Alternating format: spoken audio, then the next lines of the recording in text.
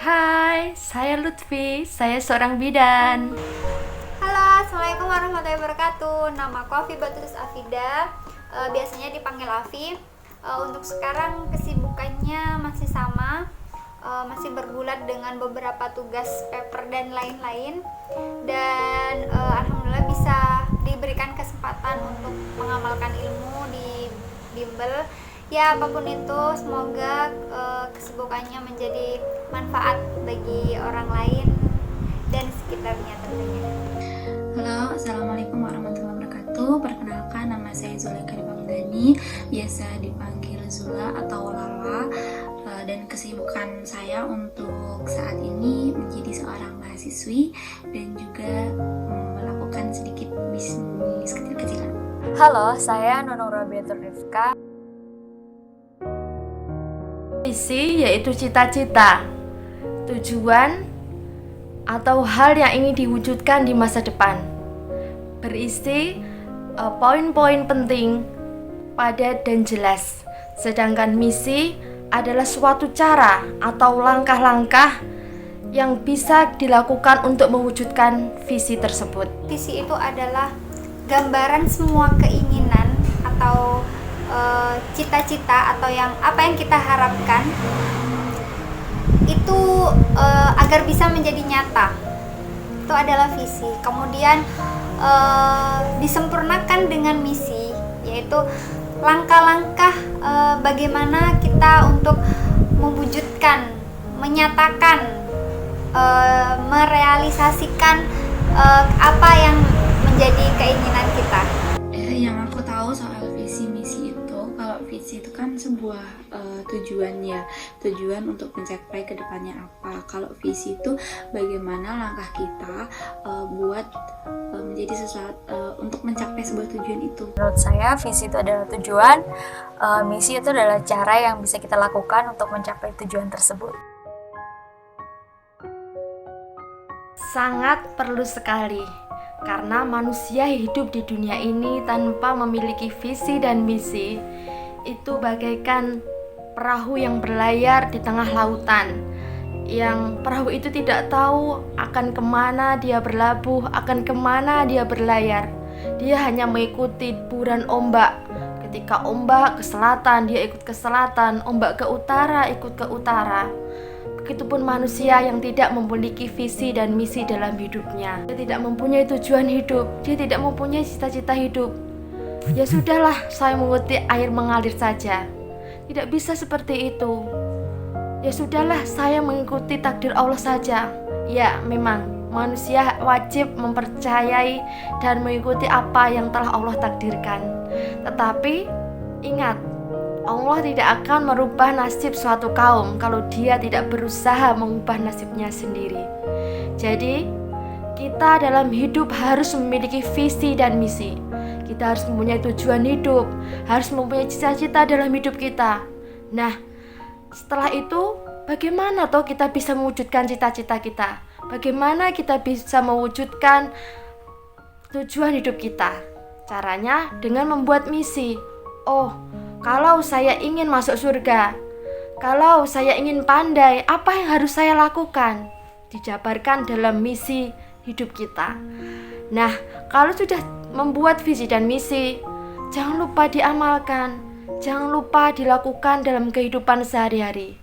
Nah, menurut saya visi dan misi itu sangat penting kita buat dan kita lakukan. Membuat visi dan misi itu perlu Banget, secara tidak sadar kita pasti melakukan visi misi itu apa gitu, secara nggak sadar gitu, karena pasti ada suatu prioritas yang bisa dijadikan sebuah, oh tujuanku tuh mau kemana, tujuanku tuh apa, sedangkan gimana ya caranya aku buat melalui itu gitu, jadi langkahku terus seperti apa. Jadi itu secara nggak sadar pasti visi misi itu selalu terbentuk untuk mencapai sebuah tujuan itu kita. Perlu sekali karena kita itu biar tahu kita tuh hidup untuk apa, tujuannya apa, biar punya tujuan yang jelas. Pertama kali saya membuat visi misi itu pada saat kelas 11 SMA, Ketika itu saya tinggal di asrama dengan teman-teman yang datang dari seluruh Indonesia, yang berbeda-beda suku, bahasa, dan juga kebiasaan. Nah, pada saat itu saya merasakan adanya sebuah transisi di mana saya yang belum tersadar akan tujuan hidup. Saya yang hanya bangun tidur, kemudian sekolah, sorenya kajian, menghafal Al-Quran atau menghafal hadis, malam tidur lagi, pagi bangun seperti itu lagi. Itu mulai merasakan apa sih sebenarnya hakikat hidup saya di dunia ini? Apa sih sebenarnya tujuan hidup saya? Apa yang ingin saya raih dalam hidup saya ini? Nah, saya pernah itu di suatu malam merenungkan hal itu. Kemudian saya coret-coret di kertas agenda saya, di buku agenda saya. Kemudian saya tulis visi dan misi hidup saya. Nah, kemudian alhamdulillah di saat itu di kelas 11 itu saya bertemu dengan teman-teman yang satu visi dan misi dengan saya. Jadi dalam mengamalkan, dalam mewujudkan visi dan misi saya itu tidak terlalu sulit pada saat di SMA itu. Nah, alhamdulillah sampai saat ini saya masih bisa mempertahankan visi dan misi yang saya tulis di kelas 11 itu, walaupun banyak cobaan ataupun banyak rintangan. Wajarlah seperti itu, namanya juga manusia, pasti penuh dengan cobaan dan rintangan. Saat saya masih SMP, yaitu dimana saat itu adalah awal saya pergi merantau, pergi dari orang tua, maksudnya jauh dari orang tua pertama kali. Dan di situ saya mulai berpikir bahwa ya benar, segala sesuatu yang kita jalani itu harus ada goalsnya. Jadi dan alhamdulillah berlanjut sampai sekarang visi dan misi itu saya di SMA ya. Awalnya benar-benar mulai itu dari SMA, karena apa yang kita inginkan, apa yang kita dapatkan itu dari situ semua sih aku bisa nge-planning cara hidup aku, dan cara nge-planning semuanya itu ya dari situ tadi, mulai sejak SMA sih. Apakah tujuan hidup di dunia ini? Jadi saya menyadari di malam itu, apa sih yang saya cari di dunia ini? Apa tujuan hidup saya di dunia ini? Nah, itu saya tulis di poin pertama, visi dan misi saya. Tentu tujuan hidup saya di dunia ini adalah untuk mencari kebahagiaan hidup di akhirat kelak. Karena sesungguhnya di dunia ini hanyalah sementara. Karena sesungguhnya di dunia ini hanyalah permainan dan senda gurauan saja, yang selama-lamanya adalah di akhirat kelak. Jadi kenapa kok itu saya buat di poin pertama? Karena ya tadi alasannya itu. Saya bisa mengaplikasikan hasil belajar saya selama 3 tahun di dalam pondok pesantren. Saat itu karena di dalam pondok pesantren itu basicnya yaitu kitab kuning. Jadi saya harus bisa keluar dari pondok pesantren, saya harus bisa paling tidak membaca kitab kuning. Sebenarnya tuh aku tipe orang yang visi misinya itu kadang selalu berubah gitu. Tapi ada satu hal, aku tuh berpikirnya tuh kalau nyusun visi misi itu apa yang dekat dengan waktu sekarang aja gitu. Apa yang dekat dengan waktu sekarang, yaudah aku susun buat visi misi itu. Nah misalnya aku kayak pengen sesuatu barang yang harganya tuh mungkin nggak murah gitu ya. Nah itu aku udah untuk waktu dekat ini aku harus bisa mencapai atau mendapatkan barang itu. Nah itu dengan cara apa? Misal kalau misalkan masih disokong sama orang tua ya, kita kasihkan sesuatu yang terbaik buat orang tua itu. Contoh nih, kita bisa baik dalam bidang akademis mungkin seperti itu. Kadang kan itu yang bisa bikin orang tua semangat gitu. Kita semangat, orang tua juga semangat gitu. Seperti itu sih untuk visi misi itu selalu aku kerjakan yang lebih dekat waktunya terlebih dahulu, baru nanti untuk jangka panjangnya masih nanti gitu. Jadi visi misi itu selalu ada terus gitu dan harus selalu tercapai. Alhamdulillah. Pertama yang disusun, jujur saya tidak pernah menulis atau menyusun target-target ditulis di buku dengan segala macam, itu tidak. Saya orangnya spontanitas. Saya yang penting saya punya tujuan yang jelas, saya lakukan itu dan saya tekuni itu. Saya ingin bermanfaat untuk orang lain.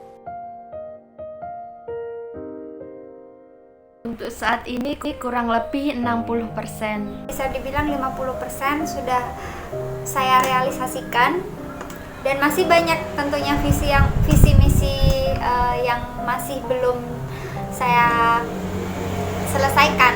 Jadi masih tahap gimana mewujudkannya sampai sekarang. 40% karena ada satu visi misi yang ada satu hal yang harus aku lakukan, yang itu tuh bisa bermanfaat buat orang banyak, tapi belum tersampaikan untuk saat ini. Insya Allah besok itu udah tersampaikan, amin. Tidak tahu karena saya tidak menulis target. Yaitu ketika saya melakukan beberapa kegiatan atau beberapa pekerjaan dengan cepat dan tepat dan dengan hasil yang maksimal. Itu menurut saya adalah pencapaian terhebat yang pernah saya raih selama hidup saya ini. Ketika saya bisa mengamalkan ilmu saya kepada orang lain, bisa sharing apa yang selama ini saya dapatkan kepada orang lain dan bisa bermanfaat bagi sekitar. Untuk pencapaian yang terhebat tuh nggak tahu kenapa aku waktu itu tuh gila banget belajar aja sampai 2 jurusan gitu. Itu sangat kok bisa ya gitu, kok bisa dengan waktu sekian tuh bisa belajar 2 hal yang sangat bertolak belakang sekali, dan nggak tahu kenapa alhamdulillah aku tuh mudeng gitu. Mungkin itu karena ini juga ya, kekuatan doa. Dan ini untuk pencapaian yang pernah aku raih selama ini tuh bisa masuk ini fakultas kedokteran, dan aku bisa membuka usahaku kecil-kecilan. Jadi 2 ilmuku itu bermanfaat, amin gitu. Pencapaian, saya tidak pernah melihat pencapaian apa yang saya dapatkan. Yang penting saya punya tujuan yang jelas, punya tekad yang kuat untuk bisa selalu bermanfaat untuk orang lain. Jadi saya lakukan itu. Sebenarnya ada pada diri saya sendiri. Ketika saya tidak mampu melawan hawa nafsu yang ada pada diri saya, itulah hambatan yang paling sulit menurut saya. Ketika saya menghadapi diri saya sendiri, karena tidak bisa dipungkiri pada saat itu kadang saya itu sifatnya itu lebih ke moodnya itu gampang berubah. Kadang sekarang iya, sekarang enggak, sekarang moodnya baik, terus kadang nanti buruk, atau kadang tiba-tiba itu malas itu menyerang. Dan memang tidak bisa dipungkiri musuh terberat dalam hidup itu bukan teman atau siapapun, melainkan diri kita sendiri. Jadi gimana kita melawan hawa nafsu kita sendiri. Mungkin untuk hambatan yang paling sulit itu adalah menunggu, karena menunggu itu kan harus ekstra, benar-benar ekstra sabar kan, nggak mungkin semuanya itu instan. Nah itu paling sulit. Dan alhamdulillah aku tuh orangnya cuek, jadi kalau orang mau ngomong apa aja itu aku nggak pernah dengerin gitu, dan nggak pernah menganggap. Mungkin kita dengerin aja, kita buat introspeksi, bukan buat untuk diri ini lebih jadi sedih gitu, enggak gitu. Jadi kalau hambatan paling sulit itu menunggu, intinya menunggu, sabar dan ikhlas. Itu adalah ujian yang paling beratnya di situ. Seperti itu. Jadi sabar dan ikhlas. Hambatannya sebenarnya dari diri saya sendiri, karena saya sering merasa kadang kurang percaya diri, dan kadang sering merasa kira-kira apa yang saya lakukan ini pas nggak ya, kira-kira sesuai nggak ya dengan apa yang diinginkan oleh orang lain. Nah itu sebenarnya yang menjadi hambatan terbesar bagi saya. Yang pertama adalah motivasi untuk mendapatkan kebahagiaan hidup di dunia dan di akhirat. Karena tidak ada motivasi yang lebih kuat daripada itu menurut saya. Dan yang kedua adalah motivasi untuk melihat kedua orang tua saya bangga dan bahagia melihat kesuksesan saya. Motivasi yang membuat saya semangat untuk mewujudkan visi misi saya selain dukungan orang tua dan keluarga, yaitu dengan adanya respon lingkungan sekitar. Karena menurut saya baik responnya itu membangun atau malah menjatuhkan, itu semakin tergerak saya untuk merealisasikan visi itu. Ketika lingkungan sekitar merespon visi saya dengan baik, tergeraknya akan semakin cepat. Dan ketika lingkungan sekitar itu merespon visi saya dengan buruk, itu akan membuat saya lebih semangat untuk menunjukkan kepada mereka bahwa suatu saat visi saya itu akan terrealisasikan. Seperti itu. Yang pertama itu nggak tahu kenapa itu pasti orang tuaku itu adalah motivasi pertama yang bikin aku kuat gitu, terutama ibu. Dan yang kedua, aku tuh selalu menerapkan prinsip dalam hidup aku, ketika perempuan baik pasti akan mendapatkan laki-laki yang baik, dan itu nggak akan kebalik. Dan itu adalah pelajaran yang aku dapetin dari SMA, dan aku selalu menerapkan prinsip itu sampai sekarang. Dan alhamdulillahnya, bukan aku sok gimana gitu ya, tapi memang benar, ketika kita menjadi pribadi yang itu lebih bisa membawa diri kita ke tempat yang lebih tepat, yang lebih baik. Ketika jadi seorang perempuan itu nggak gampang direndahkan oleh orang lain, walaupun siapapun itu orang yang kita ketemu nggak kenal, terus ngajak kita ngobrol, dan kita bisa dengan menggunakan wawasan kita, dengan menggunakan logika kita yang bisa diterima oleh orang itu, pasti orang itu akan respect ke kita. Dan itu yang aku rasain. Jadi motivasi yang pertama itu adalah orang tua, dan motivasi yang kedua adalah membuat diri ini tuh jadi perempuan yang lebih berisi dan lebih berarti gitu. Jadi motivasi yang paling kuat aku gitu. Dan juga nggak lupa sih sama yang di atas gitu, karena semua yang mengatur itu kan Allah ya gitu.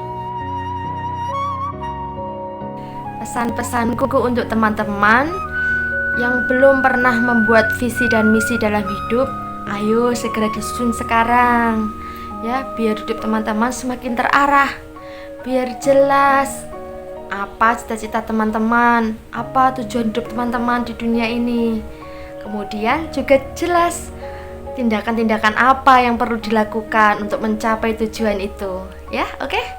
Terus untuk teman-teman yang sudah memiliki visi dan misi, ayo toh dijalankan. Eman-eman kan kalau sudah pernah nulis tapi nggak pernah dijalankan, dibaca ulang dulu mungkin, kemudian difikirkan, direnungkan, dan dijalankan. Begitu ya teman-teman yang mungkin sudah pernah buat dan sekarang proses menjalankan seperti saya.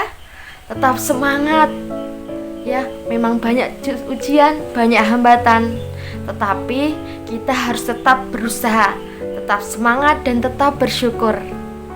Begitu ya teman-teman. Salam dari Lutfi. Jadi untuk merealisasikan sebuah visi itu tidak cukup hanya untuk dikatakan saja, akan tetapi harus ada actionnya. Jadi menurut saya satu perbuatan itu jika dilakukan dengan baik itu akan jauh lebih baik daripada hanya dikatakan, karena satu perbuatan itu jauh lebih baik daripada 1000 perkataan. Dan ketika kalian sudah berhasil merealisasikan satu titik, jangan cukup puas, karena ibaratnya ketika kalian sudah nyaman pada keberhasilan kalian saat ini, maka keluarlah dari zona nyaman itu, dan kalian akan menemukan banyak sekali keinginan-keinginan baru yang akan kalian realisasikan ke depannya. Terima kasih. Wassalamualaikum warahmatullahi wabarakatuh. Itu sih, kalau visi dan misi itu kerjakan yang terdekat terlebih dahulu, tapi prioritas, nggak usah muluk-muluk, nggak, kerjakan yang dekat terlebih dahulu untuk visi misimu itu. Kalau yang terdekat itu udah kamu lakukan, udah kamu bisa lakukan, bikin lagi motivasi yang lain yang lebih di atasnya. Jadi aku bukan tipe yang seret melis semuanya apa itu visi misiku nanti seperti apa seperti itu, enggak, karena aku juga tipenya orang itu nggak bisa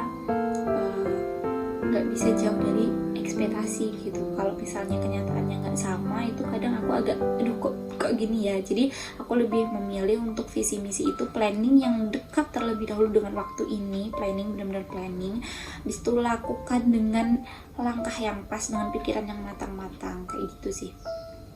yang dekat-dekat aja yang dilakuin. Kalau itu dekat udah kecapek, bikin visi misi lagi gitu. Tapi kalau bisa aku juga dari dulu itu bisa punya visi misi yang itu akan menjadi kenyataan. Aku menggunakan ilmuku yang sekarang di dunia kedokteran ini dan ilmuku ketika aku belajar soal ekonomi, soal sosiologi dan lain sebagainya tuh kepake. Jadi aku pengen memadukan itu dari dulu, dari aku kelas 2 SMA aku pengen memadukan itu, dan untuk sekarang baru tercapai dikit untuk sekarang baru tercapai dikit gitu ya. Semoga aja visi misi itu akan terkabul, amin. Jadi yang deket-deket dulu yang dikerjakan gitu. Terima kasih. Lakukan apa yang kalian suka dan tekuni itu, jangan lupa terus berikhtiar dan terus lakukan yang terbaik, tapi jangan merasa baik. Itu dari saya, terima kasih.